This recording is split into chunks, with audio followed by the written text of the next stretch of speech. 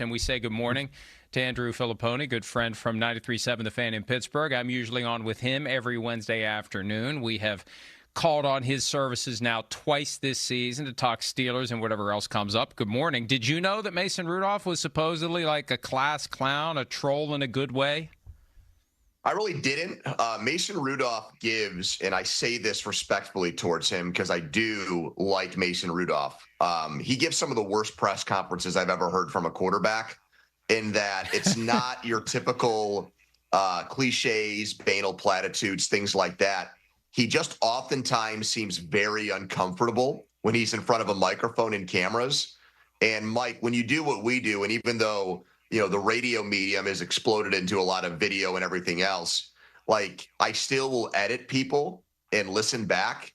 And I have to probably edit out more ums and uhs and pauses and stuff with him than any quarterback I've ever listened to. So it is interesting to hear, I guess, when behind closed doors and when the cameras are off, that he's kind of a jokester and a prankster with people.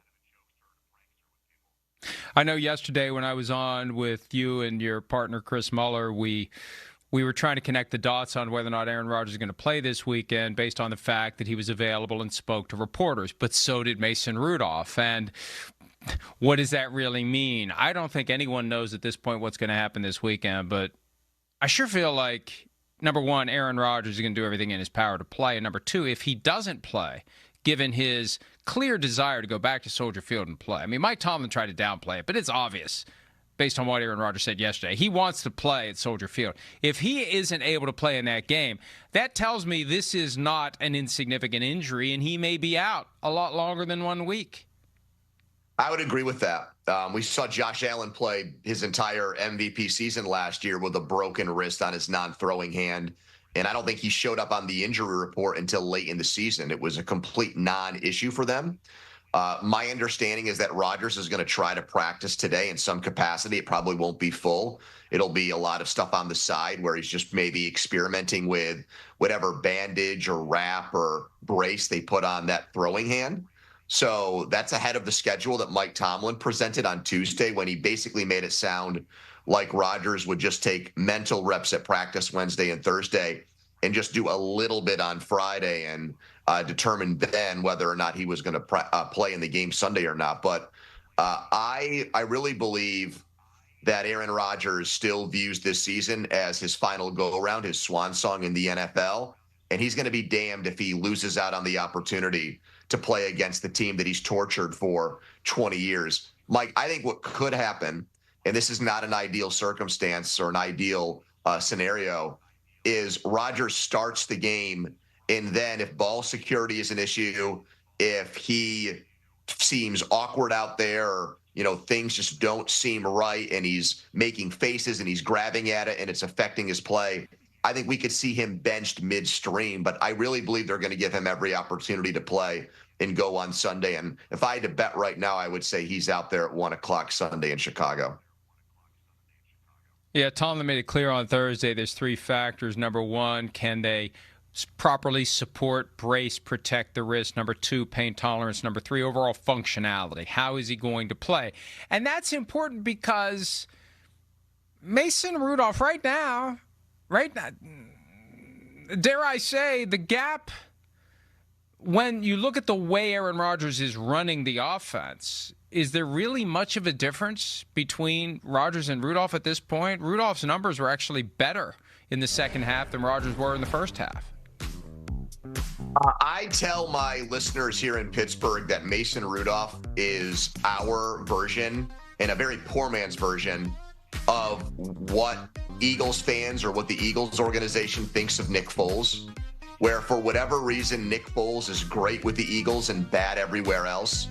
Mason Rudolph was really just a garden variety backup quarterback in Tennessee last year who didn't do anything special. Here, he's much greater than that. And 2 years ago, he rescued the Steelers season when they were dead to rights after getting destroyed in Indianapolis on a Saturday night. He won his final 3 games. He started in the regular season. Kenny Pickett lost his job because of injury, never got it back, never played another game with the Steelers as a first-round pick. And Mason Rudolph got them to the playoffs against all odds. his quarterback rating in those 3 games that he won, including a game in Baltimore in Week 18, was, I believe, over 110, which over a 18-game season would have led the NFL. And then he was really good and really effective and efficient in the game in the second half with no work with starters in practice. Aaron Rodgers actually, unlike a lot of other older players, practices Wednesday, Thursday, and Friday every week. So Rudolph gets no work with the ones. And he went out there and looked like he hadn't skipped a beat. And I agree with you. I thought he was the better of the 2 quarterbacks. So at 41 years old, 4-time MVP, it sounds crazy to say it, but I do not think there's much of a difference between the 2 quarterbacks right now. And that's part of what they have to take into account. Aaron Rodgers at less than 100% versus Mason Rudolph at 100%. Where do the team's interests lie? What's in the best interest of the team? But Rodgers is going to want to play. It's clear he wants to play. Try to get back in the game on Sunday. He's going to do everything in his power to play on Sunday, especially because it is the Chicago Bears, his last time at Soldier Field. And it's going to be a fun game. I mean, this is just one of those that could go either way. The Bears are doing well, but they're winning late against lesser opponents. The Steelers are better than some of the teams that the Bears have beaten. And you know, all these games are important now for the Steelers because they continue to have the Ravens breathing down their necks. And Joe Burrow's likely going to be back sooner than later. The Steelers just have to keep winning, and the schedule doesn't get any easier as we get into this stretch run. Do you think the Steelers can hold off the Bengals and the Ravens and take the AFC North crown? Well, I definitely think they can hold off the Bengals because Joe Burrow's not going to be able to help them on defense. And outside of the one lousy performance by the Bengals offense here in Pittsburgh last week, I don't see how Joe Burrow can actually do all that much better than what Flacco has brought them offensively. So I crossed them out. They've got an uphill battle. The Ravens obviously have the schedule advantage. I think their defense has improved greatly since they made that trade with the Chargers, and the Harbaugh brothers helped each other out, scratched each other's backs. And obviously now Lamar Jackson's playing again, but Lamar Jackson did not look like MVP Lamar Jackson against Cleveland. He was not mobile. He was basically confined to the pocket, and now he pops up on the injury report again this week, Mike, with a new injury. Now they're listing ankle. So you've got ankle, knee, and hamstring in the last few weeks with this guy.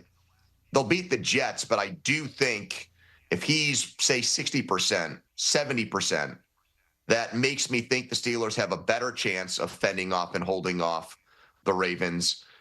The Steelers right now, the scales have flipped here. The balances have flipped. They were, for the first half of the season, a good offensive team in a very much disappointing, underachieving defense. And now the defense has perked back up and is playing well.